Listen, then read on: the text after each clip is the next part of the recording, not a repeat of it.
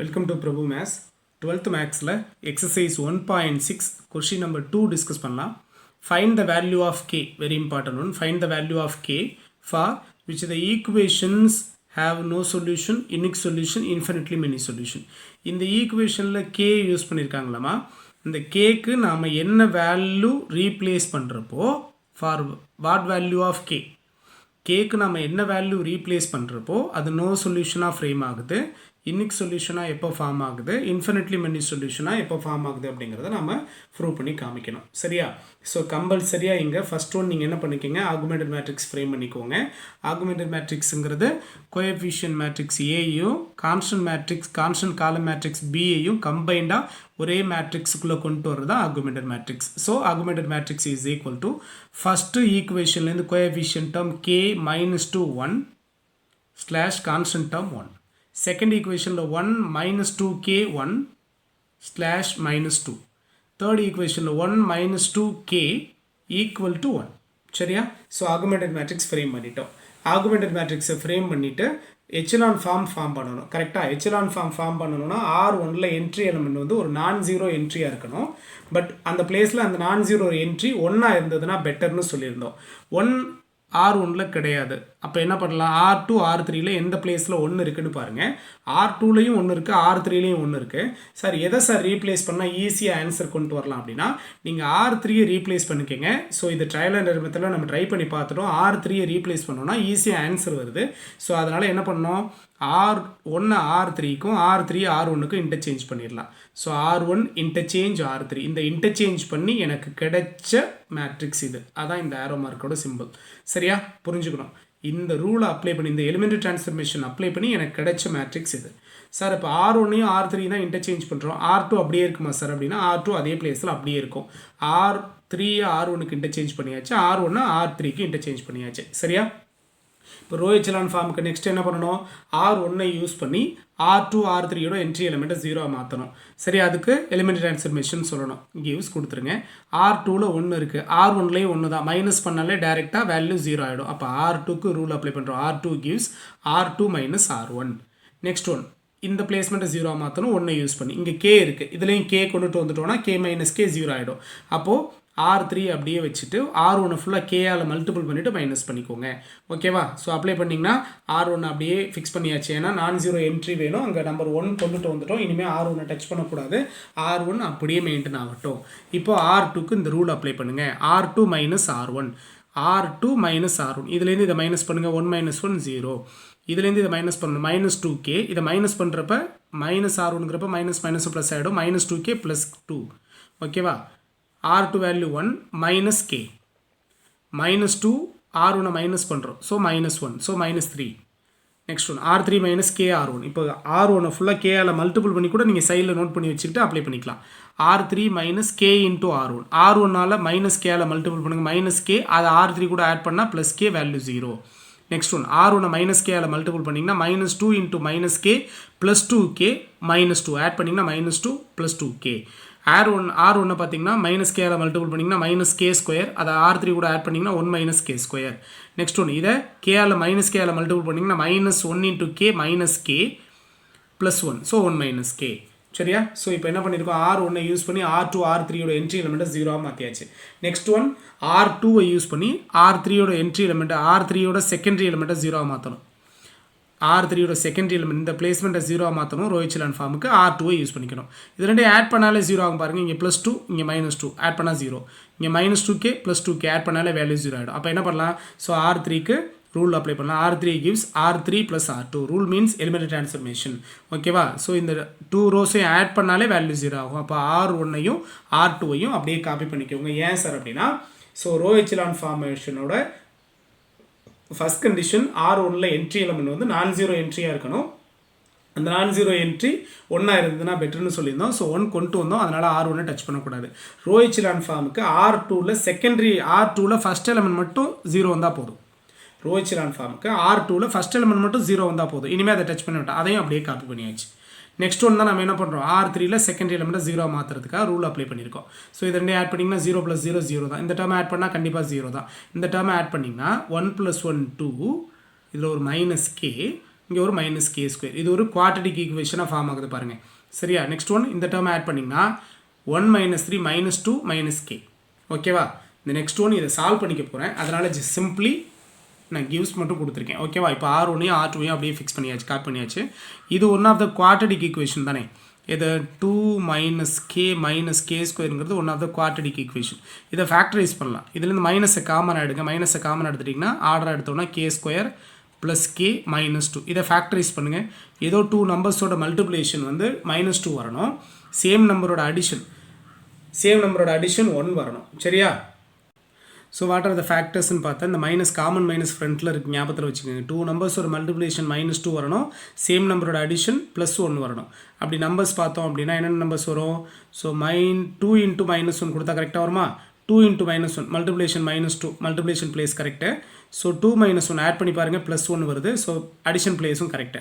அப்போது ஃபேக்டர்ஸ் பார்த்தீங்கன்னா k + 2 ஒரு ஃபேக்டரா? ஓகேவா? அனதர் ஒன் பார்த்தீங்கன்னா k - 1 one factor. So k - 1 ஒரு factor, another one k + 2 another one factor. சரியா? இந்த காமன் மைனஸுங்கிறது ஏதாவது ஒரு ஃபேக்டருக்கு மல்டிபிள் பண்ணால் போதும். ஏன்னா இது எல்லாமே மல்டிபிள் இருக்கிறதுனால இந்த மைனஸை ஏதாவது ஒரு டேர்முக்கு மல்டிபிள் பண்ணால் போதும். அது ஆட்டோமேட்டிக்காக இன்னொரு டேர்ம் கூட மல்டிபிள் இருக்கிறதுனால மல்டிபிள் போயிடும். ஸோ நான் இந்த ஃபஸ்ட்டு ஃபேக்டருக்கு இந்த மைனஸ் உள்ள மல்டிபிள் பண்ணுறேன்.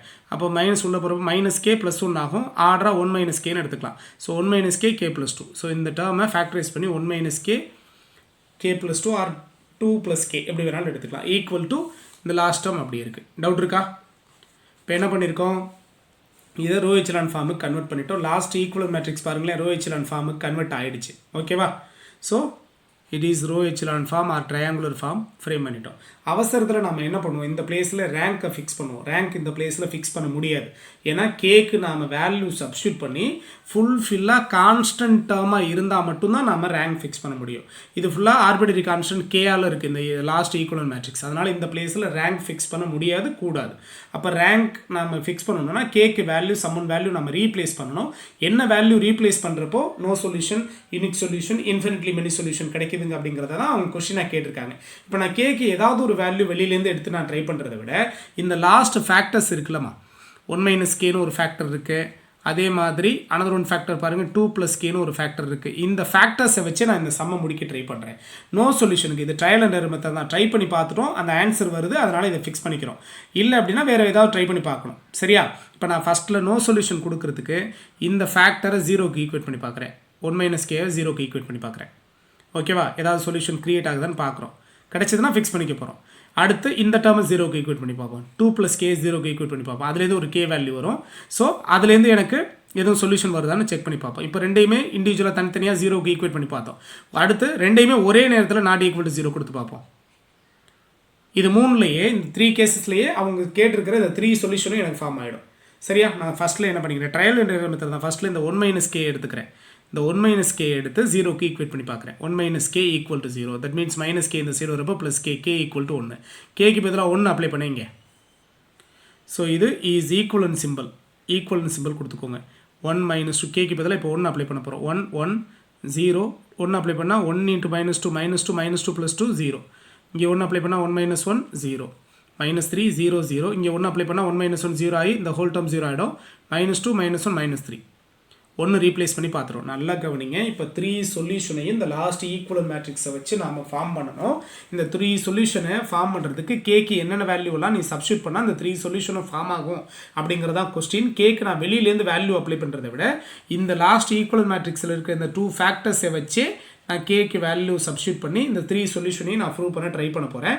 இதை 3 கேசஸாக எடுத்துக்க போகிறோம். ஃபஸ்ட்டில் ட்ரையல் அண்ட் எரர் மெத்தட் தான். இந்த 1 - k மட்டும் எடுத்து 0க்கு ஈக்குவேட் பண்ணி பார்ப்போம். அதுலேருந்து ஒரு சொல்யூஷன் கிடைக்குதா இல்லைன்னு பார்ப்போம். கிடைச்சதுன்னா அக்செப்ட் பண்ணிப்போம். அடுத்து 2 + k எடுத்து 0க்கு ஈக்குவேட் பண்ணி பார்ப்போம். அதுலேருந்து எதுவும் சொல்யூஷன் கிடைக்குதான்னு பார்ப்போம். இல்லாட்டி ரெண்டையுமே not equal to 0. Trial and error method தான். ஃபஸ்ட்டில் ஈக்குவல் டு 0 கொடுத்து பார்த்தோம். அடுத்த எல்லாத்துக்கும் நாட் ஈக்குவல் டு 0 கொடுத்து பார்ப்போம். ஏதாவது ஈக்குவேஷன் கிடைக்குதான்னு ட்ரை பண்ணி பார்க்குறோம். ஓகேவா? ஸோ ஃபஸ்ட்டில் 1 - kவை 0க்கு ஈக்குவேட் பண்ணி பார்த்தோம். ஸோ கேக்கு 1 கிடச்சிது, அதை இங்கே அப்ளை பண்ணிட்டோம். இப்போ ரேங்க் ஆஃப் ஏபி பாருங்களேன். இந்த ஹோல் டேர்முக்கு ரேங்க் ஆஃப் ஏபி பாருங்கள். 3 நான்-0 ரோஸ் இருக்குது 3. இப்போ லாஸ்ட் காலம் மூவ்மெண்ட் விட்டு ரேங்க் ஆஃப் ஏ மட்டும் பாருங்கள் 1 வருது. கரெக்டாக? ஸோ ரேங்க் ஈக்குவலாக இல்லை. தேர்ஃபோர் இந்த system is inconsistent, no solution. அவங்க ஃபஸ்ட்டில் கேட்டது நோ சொல்யூஷன் கேட்டிருந்தாங்க. ஸோ நோ சொல்யூஷனை நான் ப்ரூவ் பண்ணிட்டேன். இந்த ஆர்டர்லேயே ப்ரூவ் பண்ண ட்ரை பண்ணுங்கள். செகண்ட் கேஸில் என்ன பண்ணலாம்?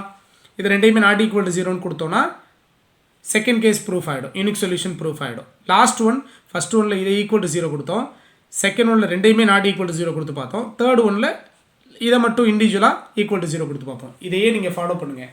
ஓகேவா? ரைட். இப்போ நெக்ஸ்ட் ஒன்று என்ன பண்ணலாம், இதை ஞாபகத்தில் வச்சுக்கணும், இங்கே தான் சப்ஸ்டியூட் பண்ண போகிறோம் அடுத்து. ஓகேவா? ஸோ நெக்ஸ்ட்டு யூனிக் சொல்யூஷனுக்காக ட்ரை பண்ண போகிறோம். 2 ஃபேக்டர்ஸ் பார்த்தோம்லாமா, என்னது 1 - kன்னு ஒரு ஃபேக்டர் பார்த்தோம், அனது 2 + kன்னு ஒரு ஃபேக்டர் பார்த்தோம். இப்போ ஃபஸ்ட்டு கேஸில் இதை 0க்கு ஈக்குவேட் பண்ணி பார்த்தேன். லாஸ்ட் கேஸில் நம்ம இதை 0க்கு ஈக்குவேட் பண்ணி பார்க்க போகிறோம். அதனால் அதோட ப்ரீவியஸ் கேஸில் நம்ம என்ன பண்ணலாம், இது ரெண்டையுமே நாட் ஈக்குவல் டு 0ன்னு ட்ரை பண்ணி பார்ப்போம். ஓகேவா? ஸோ அந்த 2 ஃபேக்டர்ஸையுமே நான் நாட் ஈக்குவல் டு 0ன்னு எடுத்து ட்ரை பண்ணி பார்ப்பேன், யூனிக் சொல்யூஷன் வருதா இல்லையான்னு பார்ப்போம்.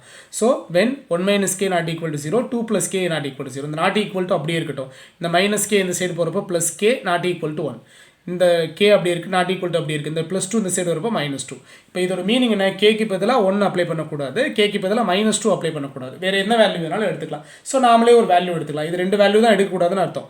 ஸோ நாமளே ஒரு வேல்யூ k = 0ன்னு எடுத்துக்கலாமா, எடுத்து அப்ளை பண்ணி பாருங்கள். அந்த லாஸ்ட் ஈக்குவல் மேட்ரிக்ஸில் அப்ளை பண்ணி பார்த்தீங்கன்னா இது வரும். சரியா? ஸோ இதை வச்சு பாருங்கள், ரேங்க் ஆஃப் ஏபி பாருங்கள், 3 ரோஸ்லையுமே நான்-0 எலிமெண்ட் இருக்குது. So rank of A B 3. Rank of last column omit பண்ணிவிட்டு ரேங்க் ஆஃப் ஏ பாருங்கள், அதுலேயும் 3 நான்-0 ரோ இருக்குது, ரேங்க் ஆஃப் ஏயும் 3, எல்லாமே ஈக்குவலாக இருக்குது. நம்பர் ஆஃப் நான்-0 ரோவும் பார்த்தீங்கன்னா சரி, நம்பர் ஆஃப் நான்-0 ரோஸ் 3 இருக்குது. So rank of A B rank of A equal to 3 வருது. அப்போ நம்பர் ஆஃப் அன்னோன்ஸ் எத்தனை இருக்குது, 3 அன்னோன்ஸ் இருக்குது, எல்லாமே ஈக்குவலாக இருக்குது. தேர்ஃபோர் கான்செப்ட் என்ன, இந்த system is consistent and has unique solution. Rank எல்லாமே ஈக்குவலாக இருந்து நம்பர் ஆஃப் அன்னோன்ஸ்க்கும் அது ஈக்குவலாக இருந்ததுன்னா கண்டிப்பாக இந்த system has unique solution, consistent and has unique solution. ஓகேவா? செகண்ட் ஒன்று ப்ரூவ் பண்ணிட்டோம். தேர்ட் ஒன் போகலாம். தேர்ட் ஒன் என்னது, இன்ஃபினிட்லி மெனி சொல்யூஷன் வருதான்னு ட்ரை பண்ணோம். ஃபஸ்ட் கேஸில் என்ன பண்ணேன், அந்த ஃபேக்டரில் 1 - k மட்டும் எடுத்து அதை 0க்கு ஈக்குவேட் பண்ணி பார்த்தோம். செகண்ட் டேர்மில் 2 ஃபேக்டர்ஸையுமே நாட் ஈக்குவல் டு 0ன்னு எடுத்தோம். தேர்ட் டேர்மில் ப்ரூவ் பண்ணுறதுக்கு இந்த தேர்ட் ஃபேக்டர் இருக்குல்ல, சரி செகண்ட் ஃபேக்டர் இருக்குல்ல 2 + k, இதை மட்டும் 0க்கு ஈக்குவேட் பண்ணி பார்ப்போம். ஃபஸ்ட் டேர்மில் இதை எடுத்துட்டோம், அதனால் தேர்ட் ஒன்ல 2 + k மட்டும் 0க்கு ஈக்குவேட் பண்ணி பார்ப்போம். So when 2 + k = 0, k = -2. ஓகேவா?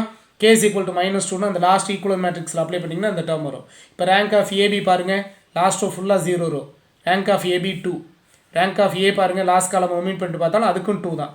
ரேங்க் 2 இருக்குது, பட் நம்பர் ஆஃப் அன்னோன்ஸ் 3 இல்லை, அதை விட கம்மியாக இருக்குது, ரேங்க் கம்மியாக இருக்குது. ரேங்க் ஆஃப் ஏபியும் ரேங்க் ஆஃப் ஏவோட வேல்யூ ஈக்குவலாக இருந்து நம்பர் ஆஃப் அன்னோன்ஸை விட அது கம்மியாக இருந்ததுன்னா the system is consistent and has infinitely many solution. இதானே concept, the system is consistent and has infinitely many solution. இப்போ கேக்கு என்னென்ன வேல்யூலாம் அப்ளை பண்ணுறப்போ இந்த 3 சொல்யூஷனும் வருதுங்கிறத நம்ம ஃபிக்ஸ் பண்ணிட்டேன். திரும்பவும் இதை ஒரு கிளான்ஸ் எப்படி நம்ம இந்த கே செப்பரேட் பண்ணணும்னு பார்க்குறோம். இந்த சம்மில் 2 ஃபேக்டர்ஸ் நம்மக்கிட்ட இருக்குது, 1 - k 2 + kன்னு 2 ஃபேக்டர்ஸ் இருக்குது. ஃபஸ்ட்டில் நான் என்ன பண்ணுறேன், ட்ரையல் அண்ட் எரர் மெத்தட் தான். இந்த 1 - kவை 0க்கு ஈக்குவேட் பண்ணி பாரு. சரியா? 1 - kவை 0க்கு ஈக்குவேட் பண்ணி பாருங்கள். இதுலேருந்து ஒரு சொல்யூஷன் எடுத்துடலாம் ஃபஸ்ட்டில்.